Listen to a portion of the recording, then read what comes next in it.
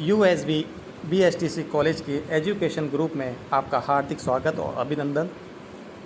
हमारी पाठ्य पुस्तक विद्यालय संस्कृति प्रबंधन और शिक्षक में आज का टॉपिक है विद्यालय संकल्पना।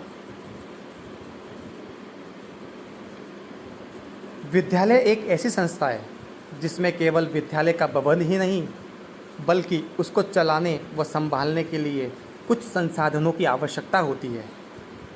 उनमें मानवीय संसाधन प्रमुख है। विद्यालय के मानवीय संसाधन के अंतर्गत प्रधानाचार्य, अध्यापक, विद्यालय के विभिन्न कर्मचारी, छात्र संघ, शिक्षक, अभिभावक संघ, विद्यालय प्रबंधन समिति, ग्राम शिक्षक समिति आदि सम्मिलित है।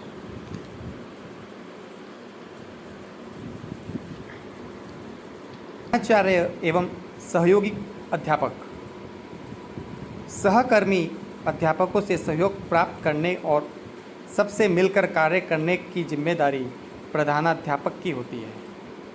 यदि विद्यालय का प्रधानाध्यापक यह चाहता है कि उसके साथी शिक्षक उसका सहयोग करें तो उसे निम्न तथ्यों का ध्यान रखना बहुत आवश्यक है, जिनमें पहला है विद्यालय के शैक्षिक प्रोग्राम का निर्धारण सभी के सहयोग से करें। दूसरा, अध्यापकों को उनकी रुचि और योग्यता के अनुसार जिम्मेदारी सौंपें।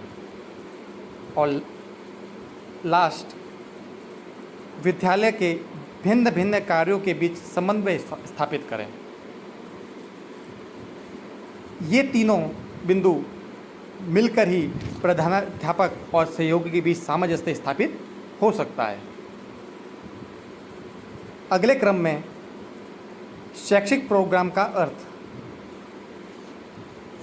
इसके अंतर्गत विषयों का चुनाव, इन विषयों के शिक्षक के लिए उचित और योग्य अध्यापक के बीच कार्यों का बंटवारा, छात्रों के मानसिक, शारीरिक और नैतिक विकास के लिए आवश्यक क्रियाकलापों का चयन, पाठ्य पुस्तकों का चयन, शैक्षिक सामग्री तथा उपकरणों का एकत्रीकरण, इन सभी कार्यों में प्रधानाचार्य को अपने सहयोगी अध्यापकों की सलाह मशवरा करना चाहिए।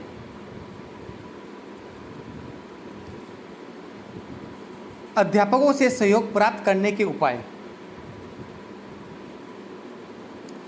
शिक्षा किसी एक व्यक्ति द्वारा संचालित नहीं हो सकती। यह सामूहिक जिम्मेदारी है। इस मूल मंत्रों को ध्यान में रखकर विद्यालय के प्रधानाध्यापक को सभी अध्यापकों का सहयोग प्राप्त करना चाहिए। इनमें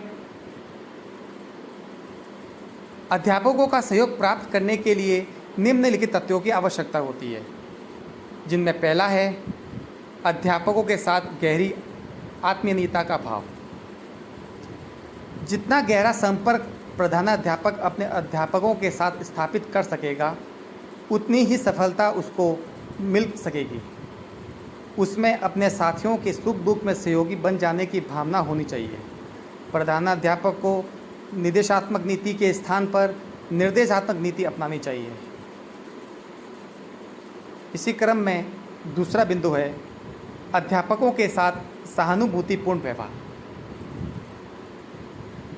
कि प्रधानाचार्य को अध्यापकों के साथ कैसा व्यवहार करना चाहिए, वही इसमें बताया गया है कि विद्यालय का प्रधानाध्यापक शिक्षकों का हितैषी, बंधु, परामर्शदाता और मार्गदर्शक होता है।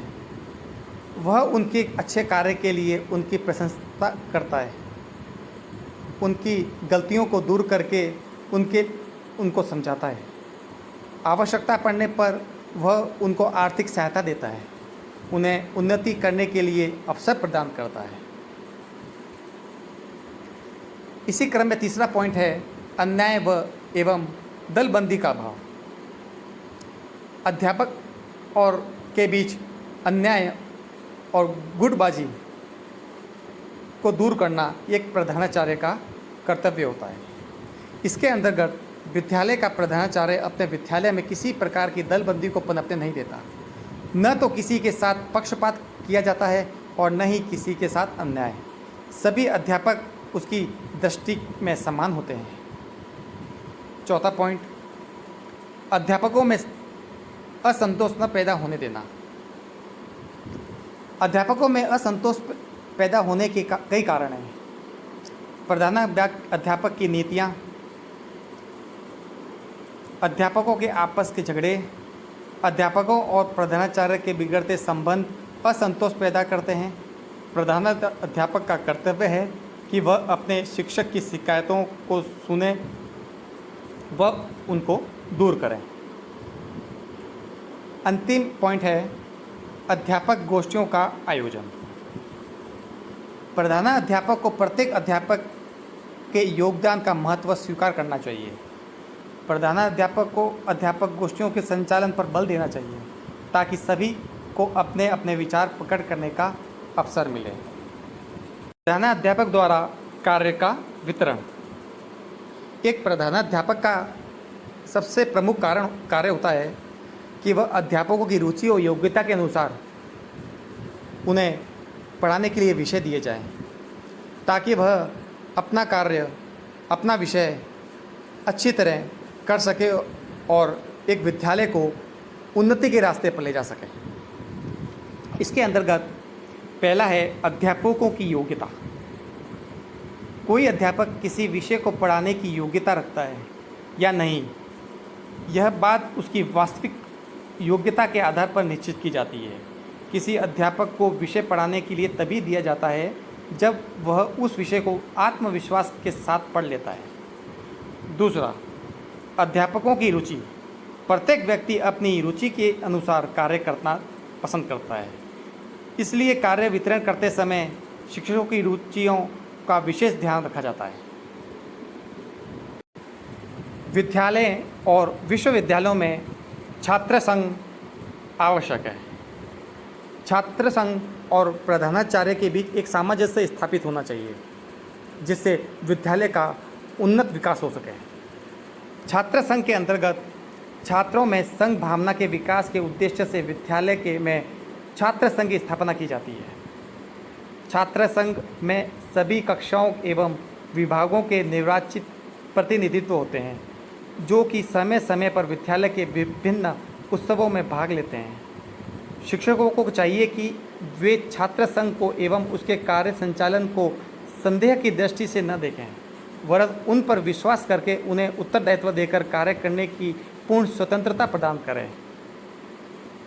इस प्रकार छात्र संघ एवं विद्यालय के अन्य मानवीय संसाधनों के मध्य परस्पर सहयोग की भावना का विकास हो सकता है, जो विद्यालय के चहुमुखी विकास में सहायक सिद्ध होगा।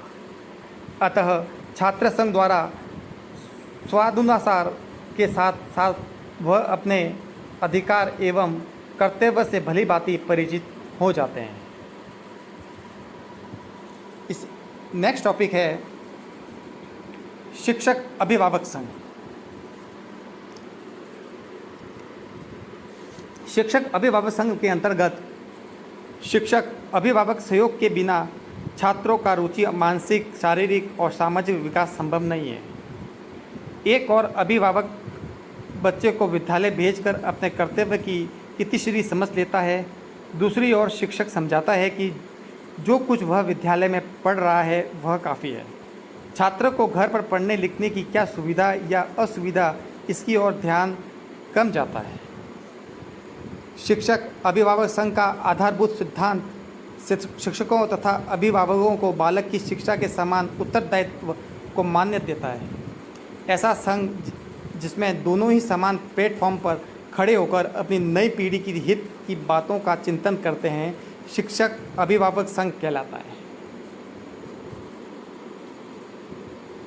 हमने पढ़ा विद्यालय की संकल्पना, जिसमें विद्यालयों को संचालन करने के लिए मानवीय संसाधनों की आवश्यकता होती है एवं प्रधानाध्यापक एवं सहयोगी अध्यापकों के बीच कैसा सामंजस्य होना चाहिए, कौन कौन से प्रोग्राम आयोजित करने चाहिए एवं अध्यापकों से सहयोग प्राप्त करने के लिए क्या उपाय प्रधानाचार्य को करने चाहिए, इस बारे में हमने अध्ययन किया एवं प्रधानाचार्य द्वारा कार्यों का वितरण किस प्रकार करना चाहिए, ये हमने अध्ययन किया। नेक्स्ट क्लास में हम शिक्षक अभिभावक संघ की आवश्यकता को समझेंगे। अब आप वीडियो को देखकर कमेंट बॉक्स में अपना नाम और अपने पिताजी का नाम ज़रूर डालें ताकि हम आपकी उपस्थिति दर्ज कर सकें। धन्यवाद।